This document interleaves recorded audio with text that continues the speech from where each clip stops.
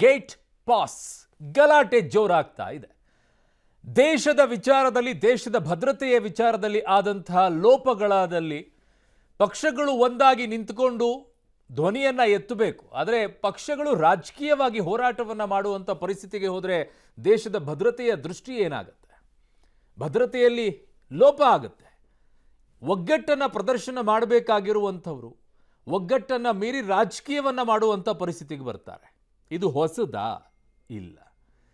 ಸ್ವಾರ್ಥತೆ ಅನ್ನೋದು ಯಾವಾಗ ಸೇರಿಕೊಂಡಿದೆಯೋ ಅಲ್ಲಿಂದ ಈ ರಾಜಕೀಯ ಅನ್ನುವಂಥದ್ದು ದೇಶವನ್ನು ಬಿಟ್ಟು ವೈಯಕ್ತಿಕವಾಗಿರುವಂಥದ್ದಕ್ಕೆ ಮಾತ್ರ ಹೋಗಿ ಸೀಮಿತವಾಗ್ತಾ ಇದೆ. ಸೊ ಹಾಗಾಗಿ ಗೇಟ್ ಪಾಸ್ ಗಲಾಟೆ ಮಾತ್ರ ಜೋರಾಗ್ತಾ ಇದೆ. ಯಾವ ಹಂತಕ್ಕೆ ಹೋಗಿ ತಲುಪುತ್ತೆ ಗೊತ್ತಿಲ್ಲ. ಒಂದು ಇನ್ಸಿಡೆಂಟ್ ಕೂಡ ಇದೆ, ಅದನ್ನು ಆಮೇಲೆ ನಾನು ಡಿಬೇಟಲ್ಲಿ ತರ್ತೀನಿ. ಆ ಇನ್ಸಿಡೆಂಟಿಗೂ ಕೂಡ ಏನು ಉತ್ತರ ಇತ್ತು, ಯಾರು ಜವಾಬ್ದಾರರಾಗಿದ್ದರು, ಅದು ಕೂಡ ಉತ್ತರಗಳು ಬರಬೇಕಾಗತ್ತೆ. ಅದು ಕೂಡ ಅಷ್ಟೇ ಭದ್ರತೆಯ ಲೋಪ. ಸೊ ಗೇಟ್ ಪಾಸ್ ಗಲಾಟೆ ಯಾವ ಹಂತಕ್ಕೆ ಹೋಗ್ತಾ ಇದೆ ಅನ್ನುವಂಥದ್ದನ್ನು ನೋಡೋಣ.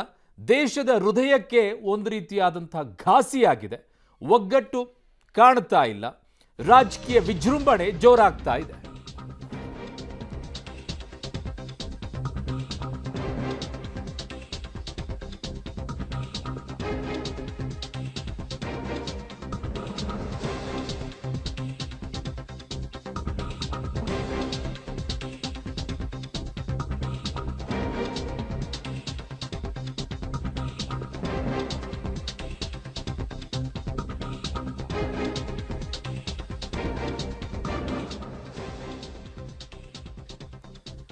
ಒಗ್ಗಟ್ಟು ಕಾಣೆ.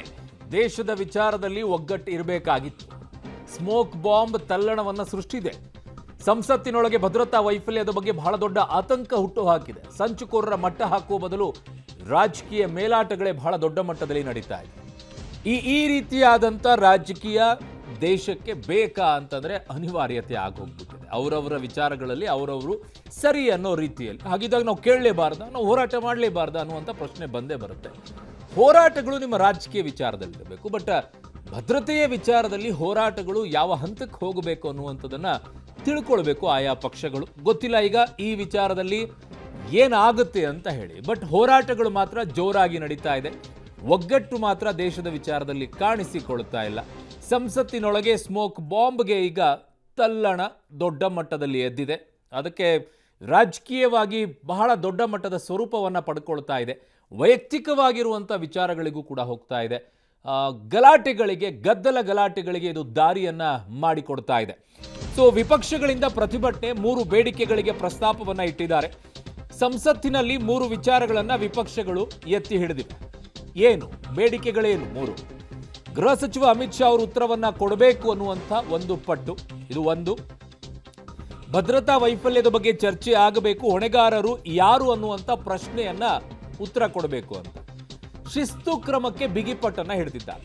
ಸಂಸದ ಪ್ರತಾಪ್ ಸಿಂಹ ಅವರ ಮೇಲೆ ಶಿಸ್ತು ಕ್ರಮವನ್ನು ತೆಗೆದುಕೊಳ್ಳಬೇಕು ಅನ್ನುವಂಥ ಪಟ್ಟನ್ನು ಹಿಡಿದಿದ್ದಾರೆ. ಈ 3 ಬೇಡಿಕೆಗಳಿದೆ. 1, ಅಮಿತ್ ಶಾ ಅವರು ಉತ್ತರವನ್ನು ಕೊಡಬೇಕು.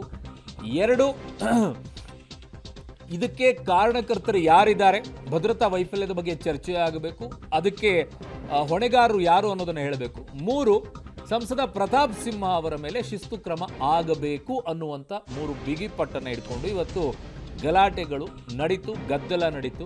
ಅದರಲ್ಲಿ ಒಂದು 5 ಜನರನ್ನ ಇವತ್ತು ಅಮಾನತನ್ನು ಕೂಡ ಮಾಡಿದರು. ಒಬ್ಬರು TMC, 5 ಜನ ಕಾಂಗ್ರೆಸ್ನ ಸಂಸದರು ಇವತ್ತು ಅಮಾನತಾದರು. ಸೊ ಒಟ್ಟು 6 ಸಂಸದರು ಇವತ್ತು ಅಮಾನತಾಗಿರೋದು ಈ ಗದ್ದಲ ಗಲಾಟೆಗಳ ನಡುವೆ. ಸೊ ಇವತ್ತಿನ ವಿಚಾರದಲ್ಲಿ ಸೊ ಆಗಿದ್ದಂಥ ಬೆಳವಣಿಗೆ. ಸೊ ಗೇಟ್ ಪಾಸ್ ಗಲಾಟೆ ಬಹಳ ಜೋರಾಗಿ ನಡೀತಾ ಇದೆ. ಯಾವ ಮಟ್ಟಕ್ಕೆ ಹೋಗುತ್ತೆ ಗೊತ್ತಿಲ್ಲ. ಪಾಸ್ ಕೊಟ್ಟಿದ್ದೇ ಆಗಿದ್ದಾಗ ತಪ್ಪ? ಇದು ಬಹಳ ಇಂಪಾರ್ಟೆಂಟ್. ಪಾಸ್ ಕೊಟ್ಟಿದ್ದೇ ತಪ್ಪ. ಇನ್ನು ಮುಂದೆ ಯಾರು ಕೂಡ ಸಂಸದರ ಬಳಿ, ಪರಿಷತ್ನ ಸದಸ್ಯರ ಬಳಿ, ಶಾಸಕರ ಬಳಿ ಪಾಸ್ ಕೊಡಿ ಸರ್ ನಾವು ನೋಡಕ್ಕೆ ಬರ್ತೀವಿ ಅಂತ ಅಂದರೆ ಸಾಕು, ಇನ್ನು ಗಾಬರಿ ಉಟ್ಕೊಳ್ತಾರೆ ಡೆಫಿನೆಟ್ ಆಗಿ, ಯಾವ ಅನುಮಾನನೂ ಇಲ್ಲ.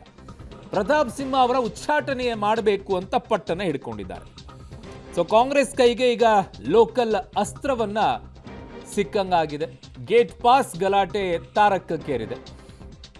ಕರ್ನಾಟಕದಲ್ಲಿ ಪ್ರತಾಪ್ ಸಿಂಹ ಅವರ ವಿರುದ್ಧ ಈ ಕಡೆಗೆ ಸಿದ್ದರಾಮಯ್ಯನವರು, DK ಶಿವಕುಮಾರ್ ಅವರು ಸಿಡಿಕಾರ್ತಾ ಇದ್ದಾರೆ. ಲೋಕ ಸಮರಕ್ಕೆ ಈಗ ಈ ಪಾಸ್ ದಾಳಿನೇ ಅಸ್ತ್ರವಾಗಿ ಸಿಗುತ್ತಾ ಅಂತ ಹೇಳಿ ಡೆಫಿನೆಟ್ ಆಗಿ ಯಾವ ಅನುಮಾನವೂ ಕೂಡ ಇಲ್ಲ. ಅಸ್ತ್ರಗಳನ್ನು ಬಳಕೆ ಮಾಡಿಕೊಂಡೇ ಮಾಡ್ಕೊಳ್ತಾರೆ. ಒಂದು ಕಡೆಗೆ ಪಾಸ್ ಕೊಟ್ಟು ಟಿಕೆಟ್ ವಿಚಾರದಲ್ಲಿ ಏನಾಗುತ್ತೆ ಅನ್ನುವಂಥದ್ದು ಇನ್ನೊಂದು ಚರ್ಚೆ ಕೂಡ ಸೋಷಿಯಲ್ ಮೀಡಿಯಾದಲ್ಲಿ ಭಾರಿ ಟ್ರೆಂಡನ್ನು ಸೃಷ್ಟಿ ಮಾಡ್ತಾ ಇದೆ. ಪಾಸ್ ಕೊಟ್ಟಿದ್ದೆ ಈಗ ತಪ್ಪಾಗೋಯ್ತಾ ಅಂತ ಹೇಳಿ. ಸೊ ಹಾಗಿದ್ದಾಗ ಇನ್ನು ಮೇಲೆ ಪಾಸ್ ಕೊಡಬಾರ್ದಾ? ಪಾಸ್ ಕೊಡಲೇಬಾರ್ದಾ? ಪಾಸ್ ಕೊಡೋಕ್ಕಾಗೋದೇ ಇಲ್ವಾ? ಹಂಗಾಗೋದಿಲ್ಲ. ಸೊ ಹಾಗಿದ್ದಾಗ ಏನು ಮಾತನಾಡಿದ್ದಾರೆ ಕಾಂಗ್ರೆಸ್ನ ನಾಯಕರು ನೋಡೋಣ.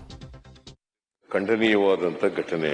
ಅಲ್ಲಿ ಯಾರು ಪಾಸ್ ಕೊಟ್ಟಿರ್ತಕ್ಕಂಥವ್ರು ನಮ್ಮ ಲೋಕಸಭಾ ಸದಸ್ಯರು ಅವ್ರು ಕೊಟ್ಟಿದ್ದಾರೆ ಅಂತೇಳಿ ನಮಗೆ ಇರ್ತಕ್ಕಂಥ ಇನ್ಫಾರ್ಮೇಶನ್.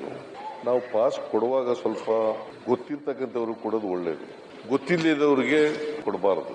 ಮತ್ತೆ ಇಲ್ಲಿ ನೋಡಿದ್ರೆ ಮೇಲ್ನೋಟಕ್ಕೆ ಸೆಕ್ಯೂರಿಟಿ ಲೋಪ ಇದ್ದಾಗ ಕಾಣಿಸುತ್ತೆ. ಪ್ರತಾಪ್ ಸಿಂಹ ಪಾಪ ಬಹಳ ಬುದ್ಧಿವಂತ. ವೈ ಗೇವ್ ದಿಸ್ ಸರ್ಟಿಫಿಕೇಟ್, ಯಾಕೆ ಸಾಮಾನ್ಯವಾಗಿ ಎಲ್ಲ ಸ್ಕ್ರೀನ್ ಮಾಡ್ತಾರೆ, ಇದರಿಂದನೇ ಎಕ್ಸ್ಪ್ಲೋರ್ ಮಾಡ್ಬಿಟ್ಟು ಮೇಲ್ಗಡೆಯಿಂದನೇ ಕೆಳಗಡೆ ಜಂಪ್ ಮಾಡ್ಬಿಟ್ಟಿದೆ. ಎಲ್ಲ ಎಂಪಿಗಳೆಲ್ಲ ಇಲಿಗಳ ತರ ಓಡಾಗಿ ಬಚ್ಚಾಡ್ಕೊಳ್ತಾ ಇದ್ದಾರೆ. ನಮ್ಮ ಅಪೋಸಿಷನ್ ಲೀಡರ್ ಇದ್ರ ಬಗ್ಗೆ ಹೊಣೆನ ತಗೋಬೇಕು. ಈ ಯಾರು 4 ಜನ ಒಳಗೆ ನುಗ್ಗಿ ದಾಂಧಲೆ ನಡೆಸಿದ್ದಾರೆ, ಅದ್ರೊಳಗೆ 2 ಮೈಸೂರು ನಿವಾಸಿಗಳು ಮತ್ತೆ ಅವರು ಮೈಸೂರಿನ ಸಂಸದರಾದ ಪ್ರತಾಪ್ ಸಿಂಹ ಅವರ ಕಚೇರಿಯಿಂದ ಪಾಸ್ನ ತೆಗೆದುಕೊಂಡಿದ್ದಾರೆ ಅಂತ ಹೇಳ್ತಿದ್ದಾರೆ.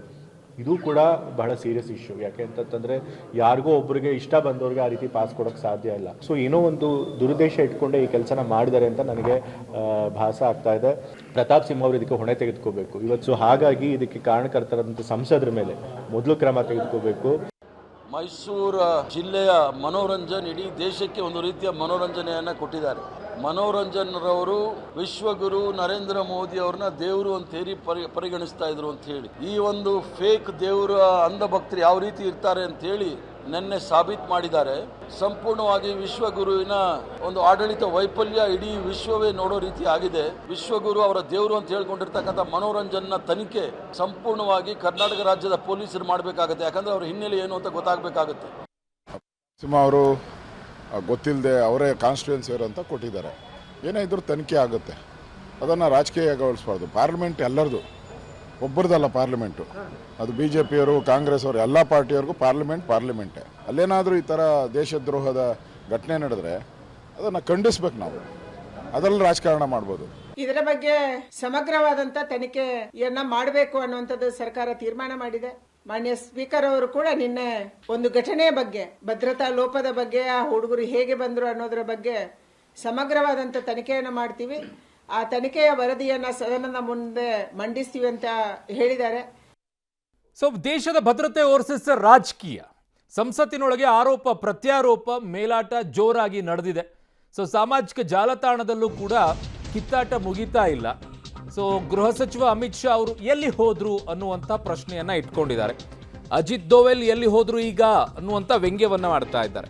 ಒಂದು ಘಟನೆಯಿಂದ ನೀವು ಒಬ್ಬ ವ್ಯಕ್ತಿಯನ್ನ ಅಳಿಯೋದೇ ಆದರೆ ಬಹಳ ಉದಾಹರಣೆಗಳಿದಾವೆ. ಓಕೆ, ಅಜಿತ್ ದೋವೆಲ್ ವಿಚಾರಕ್ಕೆ ಬರ್ತಾ ಇದ್ದಾರೆ. BJP ಮತ್ತು ಮೋದಿ ವಿರುದ್ಧ ಕೆಂಡ ಕಾರಿದ್ದಾರೆ, ಅದು ರಾಜಕೀಯವಾಗಿ. ಕಟು ಟೀಕೆಯನ್ನ ಕಾಂಗ್ರೆಸ್ ಮಾಡ್ತಾ ಇದೆ, ದಟ್ಸ್ ಪಾಲಿಟಿಕ್ಸ್. ಅದನ್ನ ಮಾಡೋದ್ರಲ್ಲಿ ಅವರು ಅವಕಾಶ ಇದೆ, ಮಾಡ್ತಾರೆ.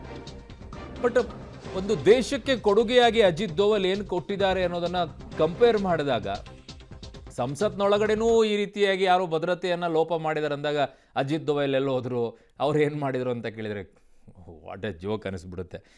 ಸೊ ಈ ವಿಚಾರದಲ್ಲಿ ಏನು ಮಾತನಾಡಿದ್ದಾರೆ ಅನ್ನೋದನ್ನ ನೋಡೋಣ.